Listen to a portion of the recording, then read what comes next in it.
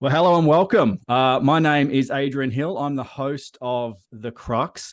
And today I'm extremely excited to have onto the show a good friend and a previous colleague who is right now at the top of his game. He sort of has transitioned into the sales world from a customer success role into his sales role, and he's really at the peak, working for one of Australia's largest, or well, it's really Australia's golden child at the moment, isn't it? The unicorn of Australia in Go One. So yeah, I just really want to welcome to the show Mr. Tim Teale. Thank you for joining us. Yeah, thank you kindly, Adrian. Really stoked to be here. You mentioned I'm at my peak. Are you mentioning or you suggesting that it's going to be coming down No, soon? it's just one level. You've got many more levels to go. You're just at the Okay. peak of what you're doing right now. So no, Yeah. but no, I appreciate you jumping on the show, Timmy. We've known each other for a little while, and you've obviously made the move from Sydney to Gold Coast. How's that been for you? Yeah, getting out of high density living, Bondi Beach, and now I'm on the Goldie in a house where I'm not sharing a wall with a neighbour. It's I feel like I can finally breathe. So yeah, Yeah. 7 years in Sydney, up on the Goldie, living the dream. Very nice, and that's a great spot to be for the surfing salesman. Mate, it certainly is. Got point breaks 4 or 5 minutes away at Currumbin. Got Palmy, which is a nice little beachy. It's a good spot for sure. Excellent. Well, I suppose I know a bit about your history, but maybe for the viewers at home, you're happy to sort of talk us through sort of your journey getting into what you're doing now at Go One. Your experience and your credentials, with your sales speak for themselves. Many times President's Club, smashing quotas every single month, but it started somewhere. So why don't you sort of talk us through where that started and how it transitioned? Yeah, absolutely. And I think, like to provide a little bit of context, I think, when I finished high school, I had absolutely no trajectory or idea of what I wanted to get out of life or from a career, so to speak. And I started off in hospitality, like many do, just kind of like lost. And somehow I stumbled upon the world of customer success or kind of, I guess, like account management in the technology sector, just through like some mutual contacts. And I accidentally basically landed a customer success role at Go One through diving deep, accidentally multi-threading through a few of the HR people and landed myself an interview. Of course, Luke Turner, the OG head of CS at Go One, was the hiring manager at the time, but brought me in. And after 6 to 12 months, I felt like I went from someone that had never opened up a dictionary before to someone that was starting to get through the first couple of pages in regards to how the tech sector works. And customer success for me really accelerated that experience through implementing and onboarding customers through to trying to help them extract maximum value out of a product offering and turning them into a position of being an advocating customer that wants to grow and potentially provide referrals. So I was forced into the deep end, managing quite a large volume of customers as Go On was going through this roller coaster amount of growth at the time, trying to find our feet. And there was probably like one individual conversation that I had with one of the OG sales reps back in the day, which was around kind of motivation and what incentivizes me in life. And, you know, money's a really dirty term. Well, kind of, it was implied when I was growing up that money was the root of all evil. And so I could never really be true to myself and just call that out. But for me, for my whole life, I found that money isn't my goal. Freedom and autonomy is, but money is the fuel that gets me there. And so I had this really candid conversation with this sales rep that was killing it, and he just shared some numbers with me, and that's when I felt like the ceiling just raised that many more levels. Yeah. And from there, I then managed to take the leap into a direct account executive role, which was actually after Go One had cycled through a number of different account executives. So it was a relatively risky point in time, but the co-founder Chris Eagland and Tash were very supportive and took a bit of a risk on me, which is when I started, I guess, my direct net new logo sales role. I'll pause there for a moment so I can Yeah. talk. No, it's a really good point, and I suppose it's something that it's probably not your traditional way into direct selling. I think a lot of reps would come up through the ranks of sales development or business development, smashing the phones, trying to book new appointments, and then transitioning into the account executive role. But I suppose what you've done is you've gone behind the curtains. You've taken a peek behind the curtains of what the customers are looking for, what the successful customers, found important during the sales cycle, and you can roll that back out into your sales process. Is that accurate, or am I off the mark?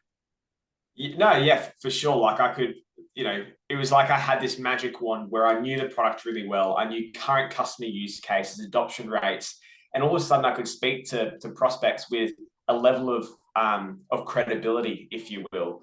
I do recognize though that, if I was to have my life again, I think the value of being a BDR and SDR for a number of years, it is undervalued, if anything. I think knowing the numbers game, smashing 60, $70 a day and being able to generate your own pipeline, like that is the sales skill that means you can always feed yourself. You are self-sufficient, never relying on anyone else for your success. So I've really learned to value the SDR and the BDR role and the skills that provides a sales rep.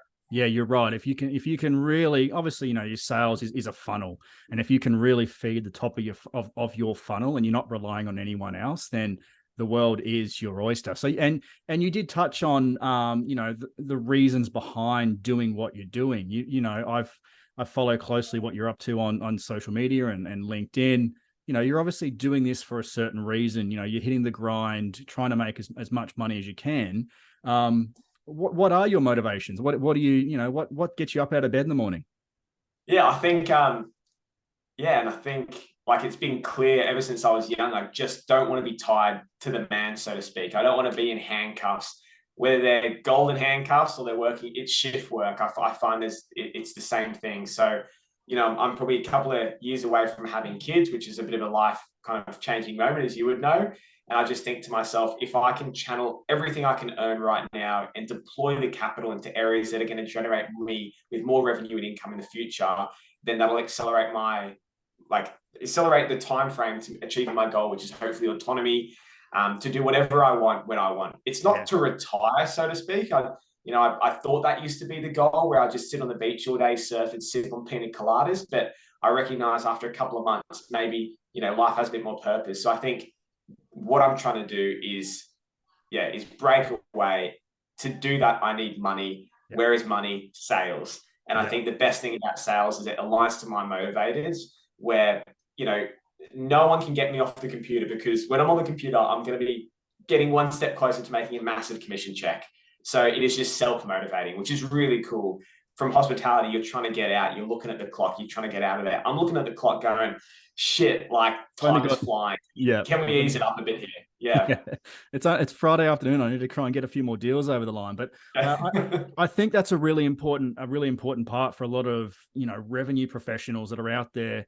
It can get hard at times. Some of those days where, you get to the end of the month, end of the quarter, and you've exhausted all of your pipeline and you've got to start again. You really need to have a why and a purpose for why you're doing what you're doing. So that's fantastic. And I appreciate you touching on that. The other thing I've noticed, obviously, is you're very prolific on LinkedIn. What brought about that? Because obviously it's a really great way of building that credibility in who you are as a professional. What brought about that? Was there a light bulb moment that really helped you sort of focus on building that personal brand through what's such a powerful medium? Yeah, I think it was interesting. It probably wasn't like an individual pinnacle moment. I always knew that there was something that I needed to do on LinkedIn. And typically when I'm seeing sales reps on LinkedIn, they're posting to their individual industry.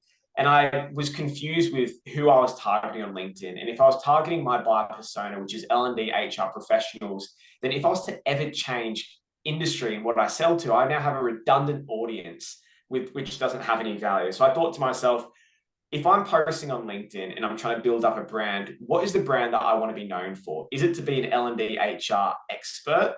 What if I change industries? It's not going to serve me into the future. But I believe that I will always be passionate about sales, revenue generating roles. So I may as well start to talk to that buyer persona. And I thought, to keep it really simple, I wanted to talk where I have credibility, authority, and proof, which isn't selling multi-million-dollar deals at Oracle or SAP. but it's talking to who I was 3 years ago. My ethos is that like my target audience on LinkedIn is someone that is within their first 3 years of their tech SaaS role. They're monetarily incentivized. They want to crush quota.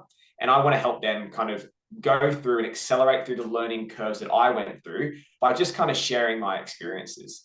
The intent behind what I'm doing on LinkedIn is, I think, first of all, your network is everything. But second of all, if I can build an engaged following and just add as much value, deposit as much as I possibly can, maybe there'll be a time in life when that can come back to scratch my back. And maybe there's a way that the audience wants even more from me that might, again, feed into the autonomy. Yep. So, if I don't hit all this massive passive income goals and I'm retired in 5 years and I'm really sick of the man, as in 9 to 5, maybe I can do some sales consulting that will get me by for a couple of years. So again, it's I'm trying to seed as many little kind of things as I can to hope that something's going to come back and pay me back one day. Yeah, absolutely. And I think, what you do on LinkedIn, it's really powerful. And I think, hats off to you, because it's not just getting out there and spruiking your achievements. You speak with a lot of, you're very open and transparent around, what you're dealing with in your life and, going through the struggles of sales. It's not always ups. There are a lot of downs. So how do you find, speaking with such vulnerability on a fairly large medium like LinkedIn? Yeah, it's at the start it was really worrying. Well, not worrying, but I was really cautious and over deliberate in what I was sharing, communicating. I also want to recognize, I'd like to think that my skill is in like presenting, verbal communication, and writing English comprehension. I just really haven't looked at it in the past. But as I've started to evolve in my sales career, it's really become clear in the value of good copywriting, business writing skills. When you're asking someone to invest significant amount of money, you need to clearly articulate in typically written form why that is good for the business. And I started to think, if I'm committing myself to posting a couple of times a week on LinkedIn, I'm then posting publicly. So that incentivizes me to put out good work. And if I just start doing that enough, I'm then, I'm exercising that muscle, and hopefully it elevates my quality of English and writing skills. I think I like to be really vulnerable on my LinkedIn. I like to talk about things that I know about, but I also like to I don't want to put mayo on anything. And I feel like in life, there's just way too mayo. There's too much mayo on everything out there, right? You're just seeing people killing it all the time. And I just want to kind of share that, whilst I am doing well, it's not like it's all fun and games. There's stress. I'm someone that is incredibly tied to my quota, which I hate. And I try and share about on my LinkedIn why looking at your quota and chasing it is utter rubbish and the wrong motivation. But I am stuck to my quota and I hate it because I push myself enough and that quota isn't giving me anything more. It's just, there's more heartache than motivation for me when I'm looking at my quota. I'll always work as hard as I can. So I think just being really open, super vulnerable, and seeing where it goes. And it sounds like some people like that because maybe we're all in this place comparing ourselves to others. And I just want to shine a light on the truth. Yeah, absolutely. And it's a really good point, especially LinkedIn. Everyone's out there trying to, I suppose, beat their chest and tell everyone how good they are. And that's part of, I suppose, that's a small element of personal branding. But if you can do it in a way that the audience takes that information as a value add, and it's not, it doesn't come across as arrogant or anything like that, which you do really well. I think it's a really powerful tool. And do you have any advice? Do you have any advice for? I know you've got a lot of advice, and I'll share your LinkedIn with the viewers after this so they can follow along. And obviously there's a book, what do you release a newsletter? Oh yeah, don't comment on that. I haven't got it. I haven't even started that yet. I'm just collecting emails. Okay, we'll stick clear of that one then. But I'll share your details on the post afterwards so people can follow. But do you have any advice for those 1 to 3 year new sales reps into the software space? Do you have any advice that would really help them propel to the levels that you're at? I think, and things that I've touched on is number one, if you're in the SaaS space, make sure you're in it for the right reasons, and saying it's for money is an okay reason. That's okay. I think if you're not in the SaaS space, I think you need to understand what you're trying to achieve out of life and put yourself on the right path. Once you're then on the right path, it's about executing on that path and trying to earn the big bucks if that is what you're incentivized by. And I think to do that, it's kind of two components. It's trying to digest and learn information, but then it's also trying to apply that information. And the issue that we have is that there's information overload. There's so much oversharing, misinformation, particularly on LinkedIn. So try not to continue to digest, but try and digest less and apply more. And I think in my, like in the way that I operate, you've got all these different sales methodologies. I just find what works in each of them. And I personally believe everyone needs to create their own sales methodology or qualifying tactic. Yep. In my experience, not everyone has a budget. I normally go and help the prospect ask for the budget. So that's not really for me the big qualifying question. Do they have money that's ready to be spent? I reckon if there's a big enough need, I can help them create the money that needs to be spent. So I think, yeah, not over consuming and under applying. It's under consuming and over applying, and being consistent in your actions. Don't try something once and run away. Be really deliberate with how long you start to try and apply your learnings. Yeah. I don't know. I'm probably waffling on a bit. No, that makes perfect sense. I think it's action. It's taking action. And not trying to feed so much information into your head that it's overloaded and you do nothing. Action is key. There's really no silver bullet. There is no silver bullet. There is not one get rich quick scheme in sales, right? Like there is not one person that is just picking up the phone, booking meetings day in, day out. Like it is pretty simple. It's a numbers game, and everything else you can just slightly start to tweak, and you just build up a habit in the way that you counter objections, the way you negotiate, the way you send a contract, ask for commitment, but just continue to just feed down that journey. Don't compare yourself or think that anyone is killing it. I'm certainly not just closing every deal I speak with. God, no, I get hung up on it when I'm cold calling. I think everyone does. Yeah. No, absolutely. And then I suppose you've probably already touched on it and you're probably already doing it now, but do you have any, like, are you noticing a shift in the SaaS or software sales landscape? Are there, are buyers more clued on? Are the sales processes a little bit longer? Are you noticing any shifts over the last probably 12 to 24 months?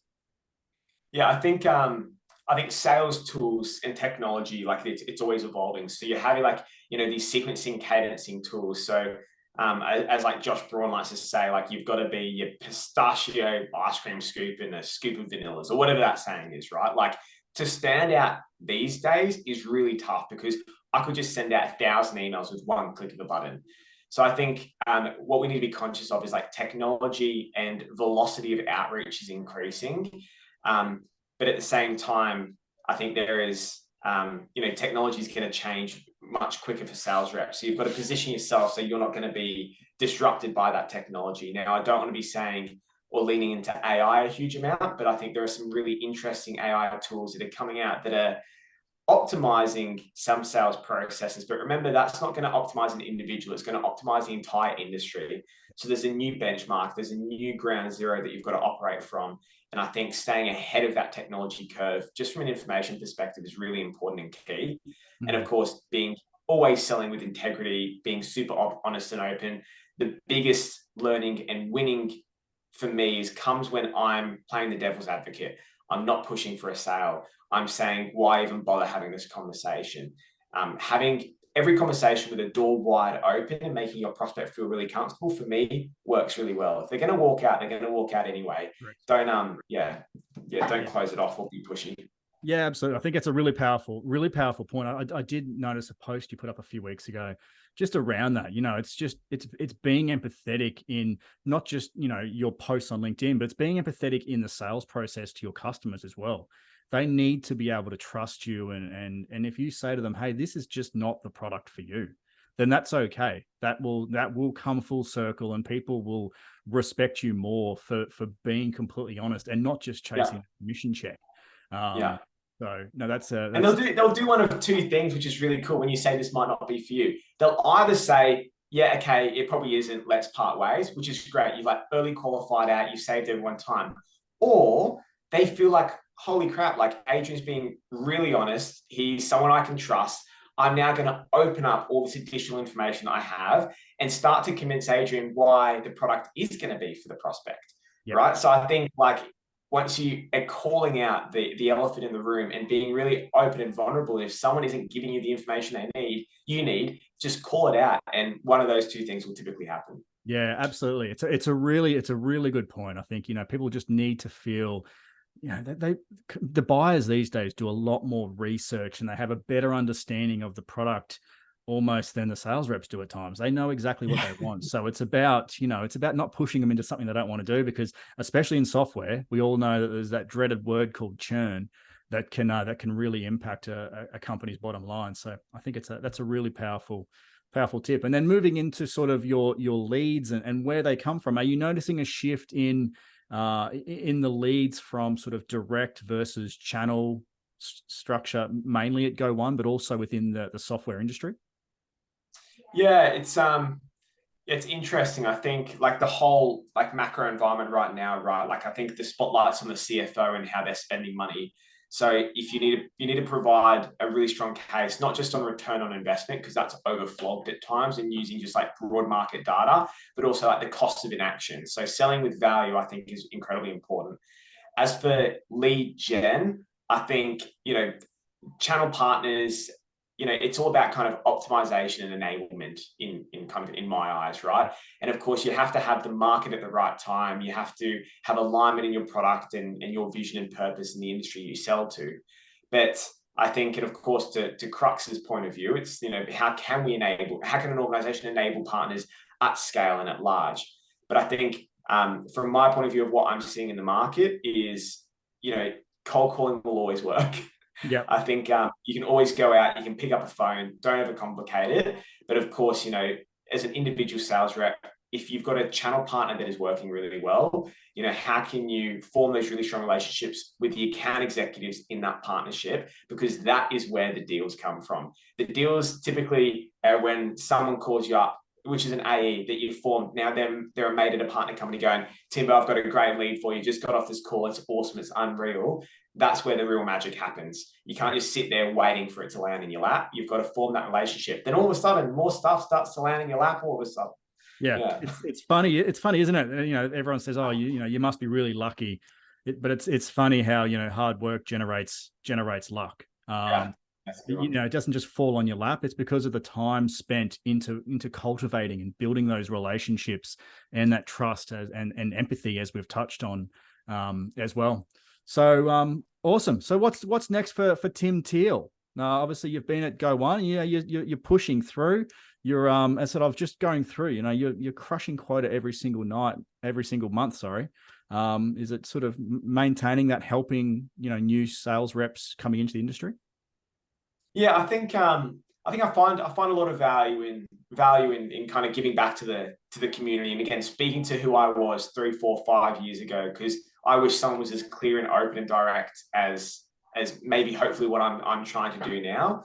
And I think for what's next for me, I want to continue earning as much money as I can. I want to keep buying and building up an investment property portfolio. To do that, I need to maintain income to a relatively high level to kind of achieve my property goals. And once I've got there, then maybe it's around scaling up some more coaching services, speaking to some early stage startups, around kind of positioning, kind of small go-to-market, or more around just like building a good sales process, and of course coaching some other people. I've got obviously an entrepreneurial itch that I want to scratch from time to time, so I'm always on the lookout on where that might be as well. I don't see myself working for the man for the next 25, 35 years and being a career parent. I want to have a bit of a punt in life, and I want to look back on my deathbed going, you know what, I didn't take the safe, cushy route. Yeah. I gave it a good bloody crack. Yeah, absolutely. And I think, again, there's some valuable insight in there for the listeners at home, just making sure that you have a future plan.